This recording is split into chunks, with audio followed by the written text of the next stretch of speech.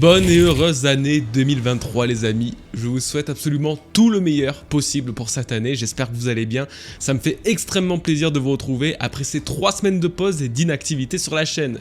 Ça fait bizarre, hein, j'ai pas l'habitude mais ça m'a fait du bien de me ressourcer après cette grosse année qu'on a vécue sur la chaîne et côté One Piece. On se retrouve comme vous l'aurez compris pour la review du chapitre 1071 de One Piece qui sort exceptionnellement ce vendredi 6 janvier. D'ailleurs le chapitre en lui-même est également exceptionnel vu toutes les dingueries qui s'y passent, mais ça on en parlera en temps et en heure. Avant de commencer, il fallait vraiment que je vous fasse un petit mot concernant ma vidéo sur l'iceberg de One Piece, forcément. Merci vraiment du fond du cœur, merci de vos retours, merci de vos encouragements, merci à tous ceux ayant pris le temps et la peine de la regarder. Moi qui étais si anxieux et peu sûr de moi à l'idée de poster cette vidéo, vous m'avez vraiment rassuré comme jamais. Je suis vraiment trop heureux d'avoir pu vous divertir pendant cette heure et demie et surtout que tout ce travail n'ait pas été fait en vain. Donc encore une fois, merci à tous, bienvenue aux nouveaux et surtout, oui, une deuxième partie verra le jour en 2023. Cependant, ça n'a pas été la seule grosse vidéo sur laquelle j'ai été en décembre car j'ai participé à la vidéo des 100 mystères encore inexpliqués de One Piece de Nina. 50 bonnes grosses minutes de contenu One Piece axé sur les énigmes de l'œuvre, ça se refuse pas. Hein. Je vous invite donc à aller la découvrir grâce à la petite fiche en haut à droite, ici. Attends, oui là, voilà, parfait. Oh, impeccable. Vous allez voir, hein, en tout cas vous ne serez absolument pas déçus. Bon, allez, j'ai assez parlé, maintenant je vous invite à exploser les likes pour cette première vidéo de 2023 et à vous abonner pour ne rien rater des futures sorties. Voilà, merci à tous. Et commençons très rapidement, je vais quand même résumer les points importants du chapitre 1070 afin de pouvoir y rebondir dessus un petit peu plus tard. Lucci s'est littéralement fait exploser par Luffy, montrant encore plus la différence de puissance entre les deux personnages. Vegapunk en explique davantage sur les fruits du démon et les fruits artificiels avec notamment une page où apparaissent des zones mythiques sur laquelle on y distingue celui de Kaido et celui de Yamato. Pour finir, les Mugiwara s'apprêtent à se retrouver, le CP0 récupère le commandement des Séraphins et Kizaru arrive en direction de Egghead avec une flotte de vaisseaux de la marine. Bon, autant vous dire que la tension est plutôt palpable. On arrive donc déjà à la fin de cet arc d'Egghead, c'est encore plus confirmé dans le chapitre 1071 et encore une fois c'est un incroyable arc de transition que nous avons eu là. Je me permets quand même de vous demander ce que vous en avez pensé car en tant que créateur de contenu, je cumule beaucoup de vos avis sur One Piece toutes les semaines grâce aux commentaires etc. Et j'ai la vague impression que Egghead, l'apparition de Vegapunk et les diverses révélations qu'on a eu, tout simplement, ne vous ont pas tant hypé que ça. Donc voilà, allez-y, videz votre sac en commentaire, dites-moi tout ce que vous en pensez, je suis curieux de connaître votre pensée sur cet arc et même sur One Piece là actuellement, en fin 2022, début 2023. Ok, maintenant que c'est fait, et si on passait à la review de ce nouveau chapitre? Premier point abordé et pas des moindres, l'arrivée de Kuma à la base de Redline et de Marie-Joase. Ça fait plusieurs semaines que l'on s'inquiète de savoir où se rend Kuma, nous avons peut-être un début de réponse dans ce chapitre puisqu'il se retrouve proche de la Terre Sainte des Tenryubito. Alors forcément je pense que ça a traversé l'esprit à absolument tout le monde, Kuma serait-il en train de recréer la scène du géant antique ayant attaqué Marie-Joase il y a de cela 200 ans. Faut avouer que c'est quand même assez intriguant, l'histoire de ce géant antique ayant attaqué Marie-Joase nous a été révélée il y a à peine 5 chapitres et comme par hasard Kuma, qui est justement lui-même un robot, se retrouve au pied de Marie-Joase aujourd'hui même. Il est donc normal et logique d'imaginer que l'arrivée de Kuma soit un moyen de reproduire le même scénario d'il y a 200 ans et peut-être par extension nous révéler l'histoire ou le vrai but du robot antique. Bah oui, on peut imaginer que le Gorosei apprendront l'apparition de Kuma grimpant la montagne de Redline et qu'ils en profiteront pour reparler de ce robot qui, il y a 2 siècles, a provoqué la panique dans la Terre Sainte des Tenryubito. C'est donc totalement une possibilité même si,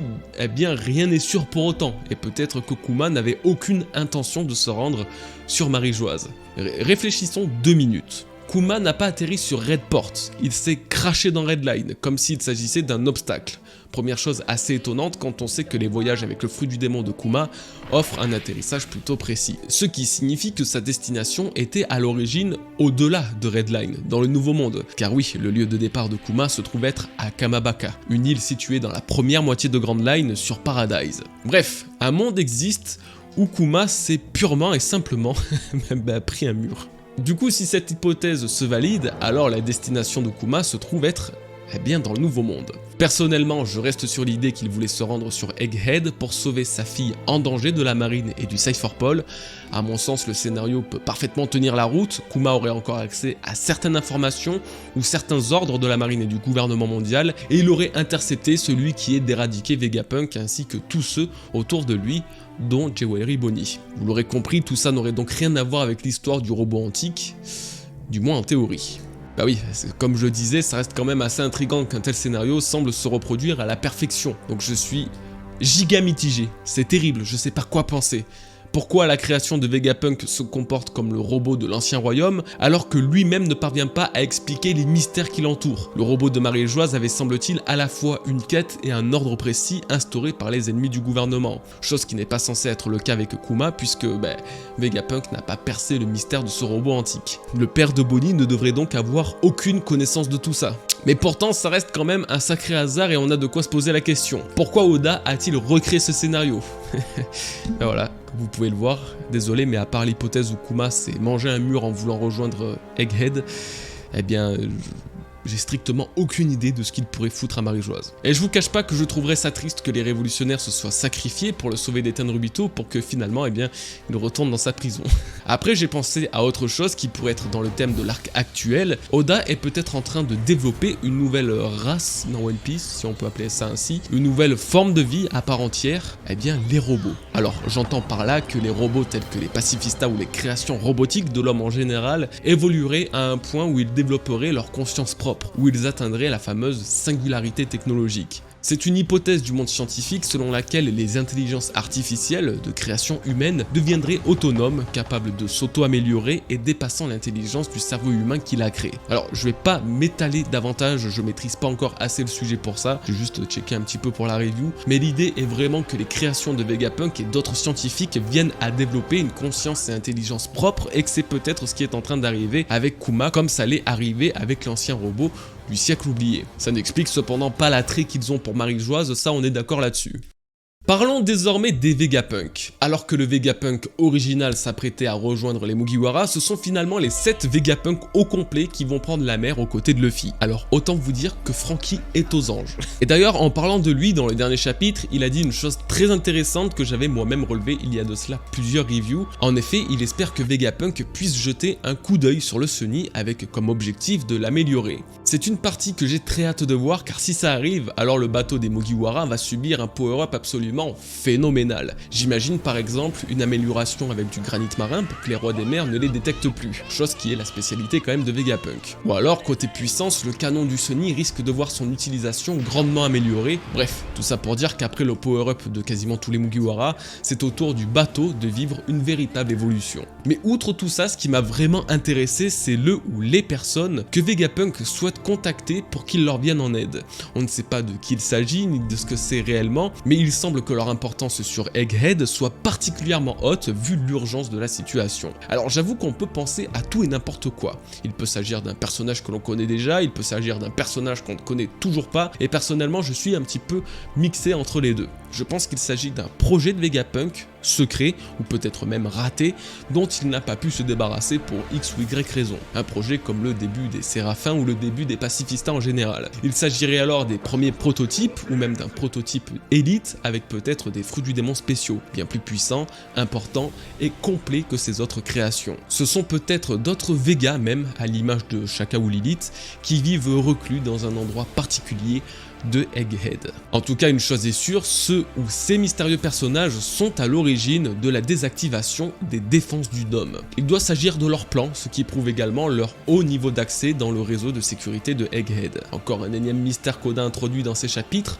même en 2023, on ne change pas une recette aussi facilement apparemment. La désactivation des défenses a surtout permis aux CP0 de se rapprocher dangereusement de leur objectif. Et tant mieux j'ai envie de dire, car ça nous a permis de vivre une scène absolument mythique entre Kaku, utilisant son plus puissant Rankyaku pour détruire le Sunny, et Zoro présent sur ce dernier, parant l'attaque de son adversaire tout en étant à moitié endormi. Ah, Oda il en a un des défauts, mais c'est toujours un sans faute quand il faut faire une scène badass à Zoro.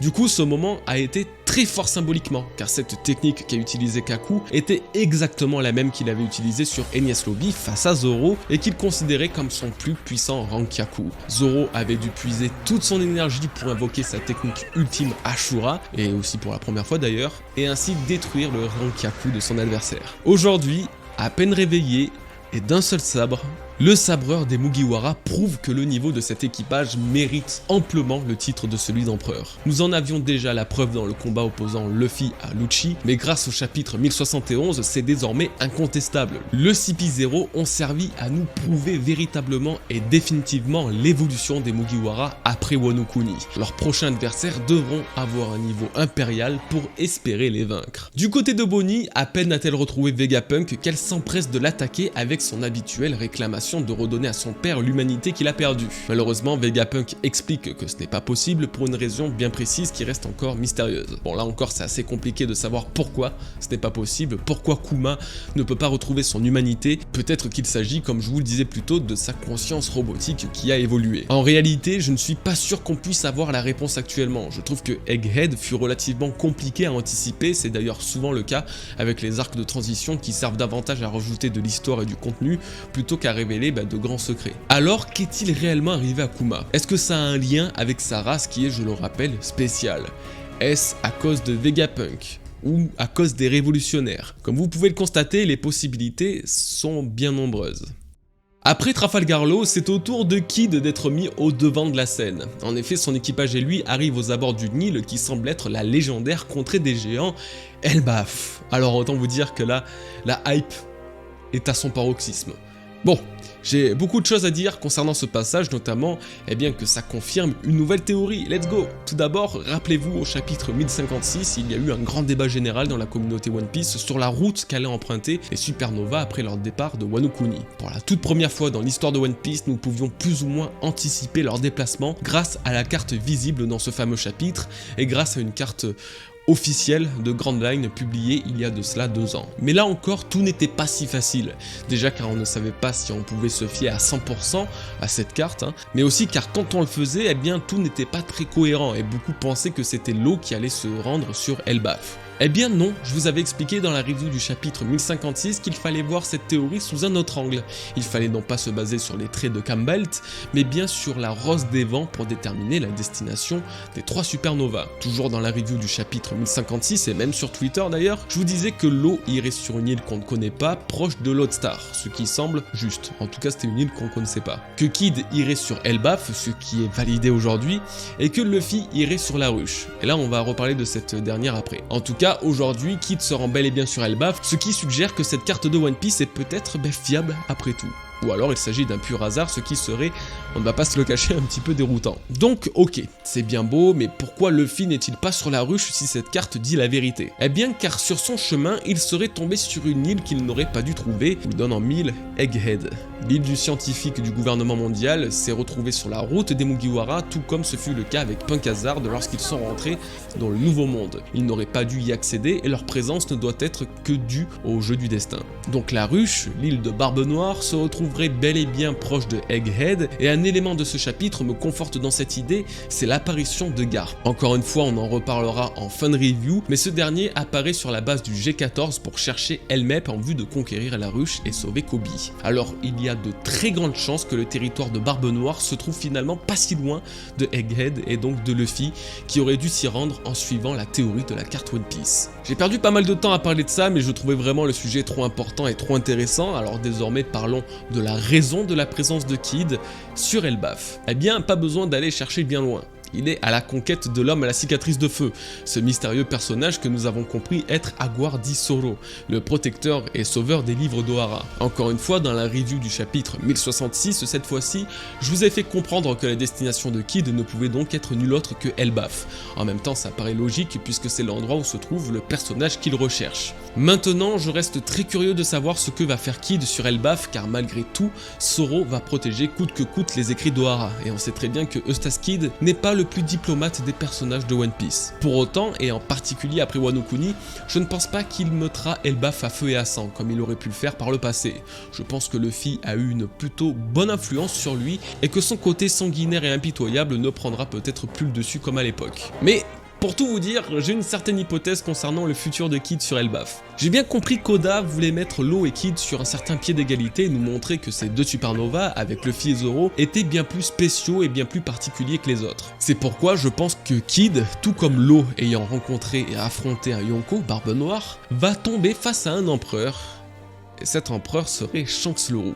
Shanks le Roux serait bel et bien lié à Elbaf comme nous l'avons tous pensé au moins une fois depuis le début de notre lecture de One Piece. Il protégerait cette contrée aux côtés des géants pour empêcher quiconque de récupérer des informations sur le One Piece à travers les livres d'Ohara. Plus encore, et outre le parallèle avec Law qui lui-même a affronté l'ennemi de Shanks, Barbe Noire, Kid aurait face à lui l'un de ses principaux objectifs. Souvenez-vous, chapitre 793, Kid et Killer révèlent qu'ils en ont après un empereur bien précis, Shanks le Roux. Plus tard sur Wano Kuni, nous apprenons que Kid a perdu son bras dans un combat contre l'équipage du Roux. Du coup, peut-être que leur objectif de rencontrer l'homme à la cicatrice de feu est étroitement lié à son désir de combattre et de vaincre Shanks. En tout cas, et à mon sens, il est clair, net et précis que l'histoire entre Kid et Shanks n'est pas terminée. Au contraire, elle n'attend qu'à être davantage dévoilée, et j'ai la sensation que l'arrivée sur Elbaf de Kid soit un moyen de mettre à jour cette rivalité qui cache indéniablement quelque chose. Mais surtout, Shanks réapparaîtrait donc bel et bien dans les futurs chapitres.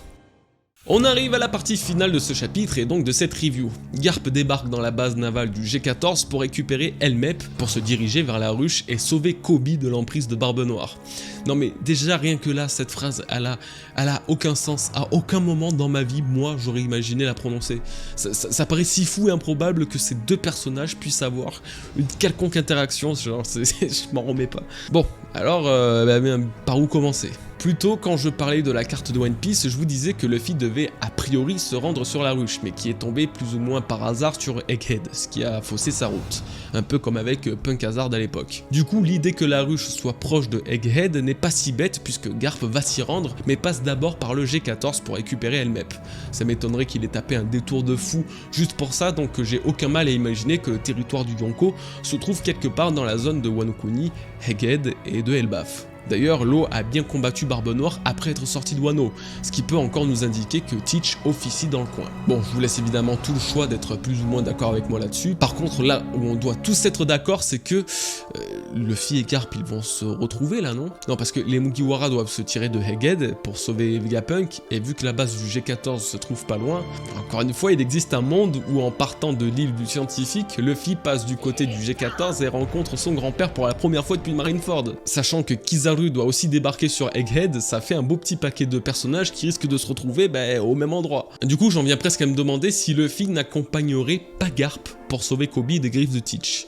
Déjà parce que c'est quand même son gigapote, et ensuite parce que c'est Barbe Noire quand même, hein. Et Barbe Noire, il y a quand même 95% de chances qu'il s'agisse du grand méchant final de One Piece. Donc ça sera forcément un obstacle pour Luffy, et peut-être que l'incident de Koby pourrait être un élément déclencheur. Pourtant, je dois avouer avoir des difficultés à imaginer Garp, le grand héros de la marine, recevoir une pseudo-aide par son petit-fils. Bah oui, ce mec c'est quand même l'un des rares personnages de One Piece à avoir eu le niveau pour rivaliser avec Roger. Bien que ce dernier était d'une puissance colossale, écrasante et suprême, Garp pouvait prétendre être capable de l'affronter. Alors, peut-être pas de le vaincre, hein, mais quand même. Du coup, que va-t-il se passer? Quel intérêt d'un tel scénario encore une fois? Là, j'avoue que c'est encore chaud, hein, surtout que, comme je le disais au début, ça reste assez inattendu comme événement. Même si je doute encore un peu d'un éventuel combat entre Garp et Teach, j'ai l'intime conviction que la rencontre entre ces deux dits sera décisive pour nous, lecteurs, sur les révélations qui seront faites. Des révélations sur un événement remontant 38 ans auparavant, l'incident de God Valley. Alors pourquoi je vous dis ça? Eh bien pour la simple et bonne raison que la ruche a toujours été liée aux Rocks. Les Rocks dont le capitaine Chebek